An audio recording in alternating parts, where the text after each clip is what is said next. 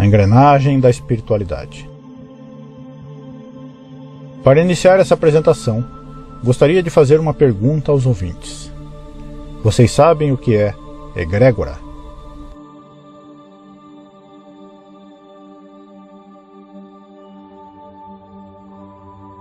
Para essa pergunta encontraremos várias respostas. Algumas são inspiradoras e nos fazem refletir sobre o significado da vida e seus mistérios. Outras, no entanto, são baseadas em crenças e superstições pessoais. Nenhuma delas, porém, nos apresenta uma definição mais profunda sobre seu significado. O conceito geral seria de uma força espiritual resultante da soma das energias de duas ou mais pessoas em torno de um ideal ou interesse comum, caracterizando um tema ligado ao mundo dos estudos esotéricos e das chamadas doutrinas ocultas, aparecendo também em algumas religiões.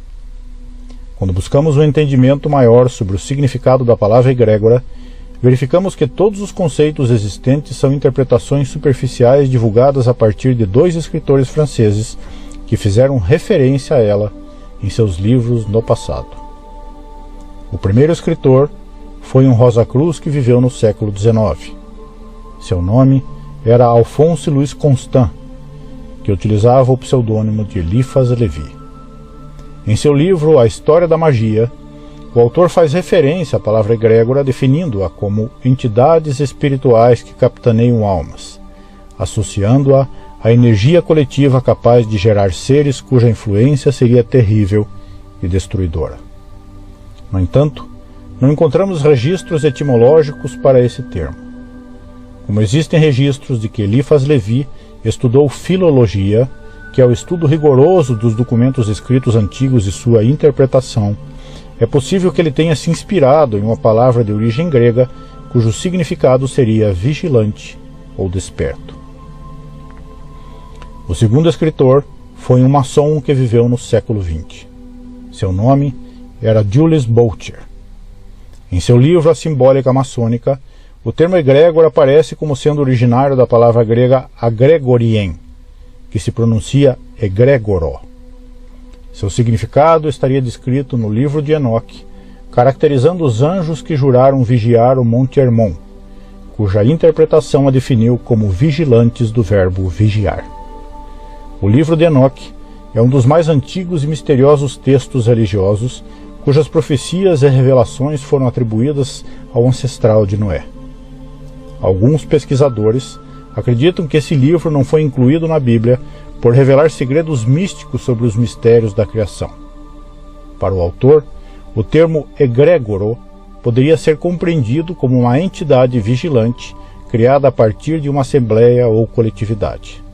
Neste caso, podemos considerar que a palavra anjos possui uma relação direta e simbólica com o termo vigilante, cuja função espiritual seria de influenciar e proteger. Apesar de não encontrarmos outras referências sobre a palavra egrégora em textos da antiguidade que foram objetos de investigação arqueológica, histórica e acadêmica, encontramos algumas obras que podem ter servido de base para as interpretações desses dois escritores, entre eles textos antigos da Bíblia cristã, adotada pelos ritos tradicionais da franco-maçonaria no século XIX como livro da lei, presente na maioria das lojas maçônicas, cuja base principal seria o cristianismo sob forte influência da doutrina católica que se expandiu pelo mundo através das cruzadas. Provavelmente, a palavra egrégora tenha sido utilizada pelos escritores da época da forma como foi interpretada, representando anjos protetores, cuja compreensão seria formada por uma junção de conhecimentos que remontam aos povos da antiguidade, entre eles os celtas e druidas, que habitaram diferentes regiões da Europa por mais de 1700 anos e cujos registros históricos foram estabelecidos pelos gregos e romanos.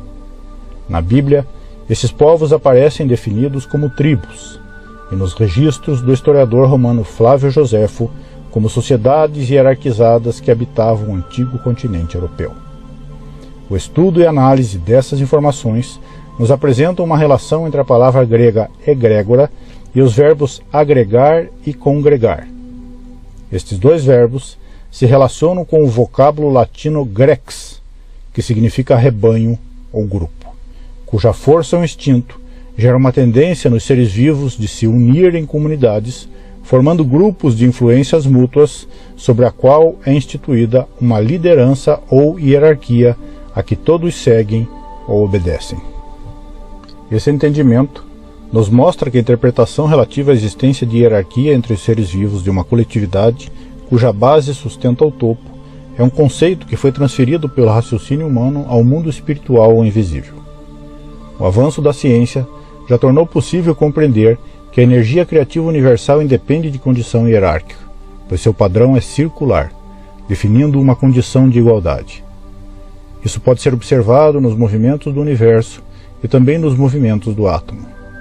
Porém, a ciência moderna apenas confirma uma condição que já era conhecida no passado por Jesus, Buda, Maomé e Krishna, fazendo parte do centro da lenda arturiana, cujos cavaleiros utilizavam como símbolo de igualdade em suas reuniões a mesa circular ou tábua redonda.